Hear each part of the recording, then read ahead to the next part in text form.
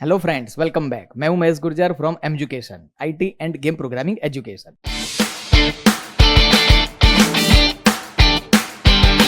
चलिए, ये प्रोग्राम में हम क्या समझते हैं। दिस कीवर्ड, दिस नाम का एक कीवर्ड है। मीनिंग क्या होता है उसका?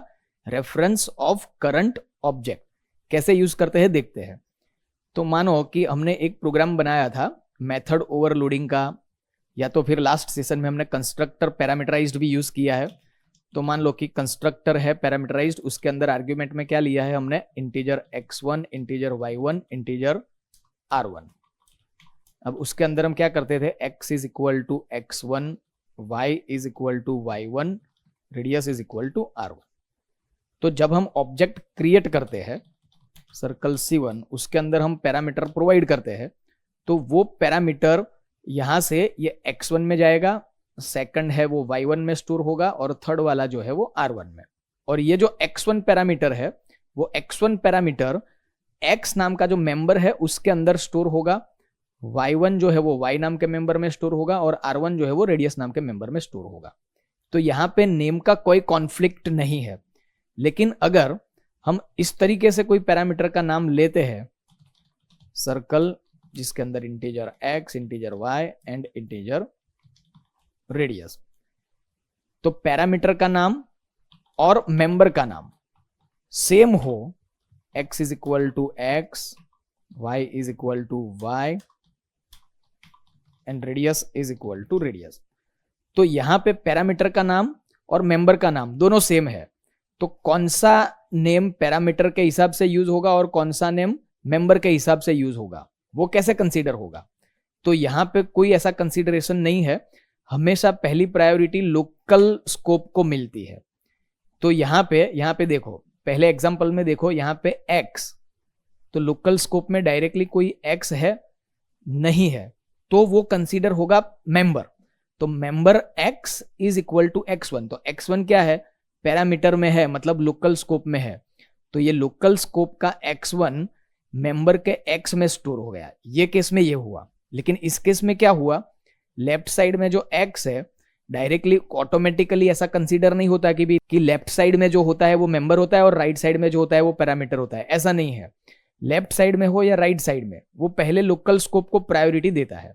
तो लेफ्ट साइड का x लोकल स्कोप में चेक करते हैं, x अवेलेबल है तो है। तो लोकल स्कोप का x इज इक्वल टू उसी का x, मतलब लोकल स्कोप का ही x। मतलब यहां से ये जो पैरामीटर की वैल्यू आई, वो वैल्यू पैरामीटर में ही स्टोर हो गई। मतलब इसका कोई इफेक्ट मेंबर के अंदर नहीं आएगा। प्रैक्टिकल करके देखेंगे तो ज्यादा समझ में आएगा। लेकिन ऐसी जब सिचुएशन होती है, तो डिफरेंशिएट करने के लिए मेंबर को और पैरामीटर को, दोनों को डिफरेंशिएट करने के लिए दिस कीवर्ड का यूज होता है। Integer x, integer y, integer radius, curly bracket start and stop.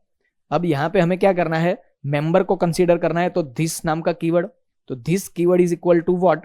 Reference of current object. Current object मतलब कॉलर ऑब्जेक्ट। जो ऑब्जेक्ट के लिए ये कंस्ट्रक्टर कॉल हुआ है, उसी ऑब्जेक्ट का ये रेफरेंस है दिस नाम का। तो इस रेफरेंस के साथ हम डॉट ऑपरेटर यूज नहीं करते, इसके साथ एरो ऑपरेटर यूज करते हैं, मतलब डैश एंड ग्रेटर देन। तो दिस एरो एक्स, अब दिस एरो एक्स यूज किया है, इसका मतलब ये हुआ कि ये मेंबर है। Member is equal to directly X, directly X मतलब पैरामीटर का नाम।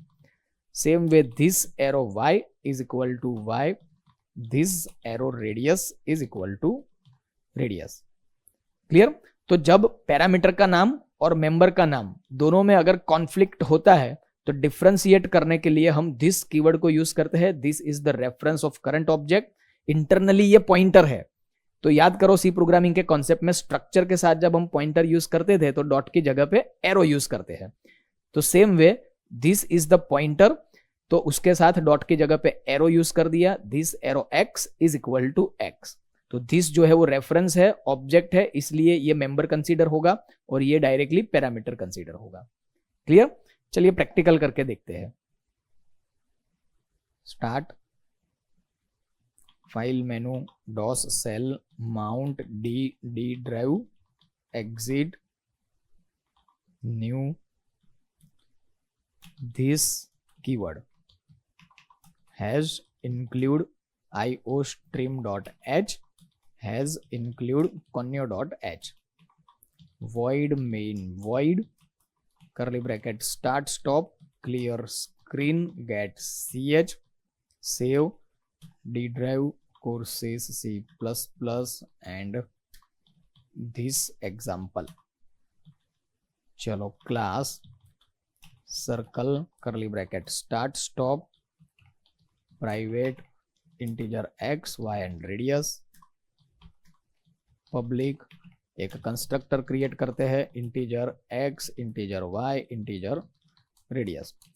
चलो पहले हम क्या करते हैं, दिस कीवर्ड को यूज नहीं करते हैं तो क्या होता है चेक करते हैं. x is equal to x, y is equal to y, radius is equal to radius. उसके बाद डिस्प्ले कराते हैं void display data void curly bracket start stop C out x is equal to x slash t y is equal to y slash t radius is equal to radius endl. Save. चलो अभी हमारे पास क्या है, parameter वाला constructor है तो object भी parameter के थ्रू ही बनेगा. Circle C1 1 1 and 1. तो अब क्या होगा, ये 1 जाएगा x में, 1 जाएगा y में, 1 जाएगा रेडियस में. जो मेंबर का नाम है सेम है तो यहाँ पे मेंबर ऑटोमेटिकली कंसीडर नहीं होगा. तो पैरामीटर का x उसी x में चला जाएगा तो मेंबर के अंदर कुछ स्टोर नहीं होगा. तो मेंबर के अंदर कुछ स्टोर नहीं होगा तो उसके अंदर बाय डिफॉल्ट रैंडम वैल्यू ही आएगी. चेक करते हैं.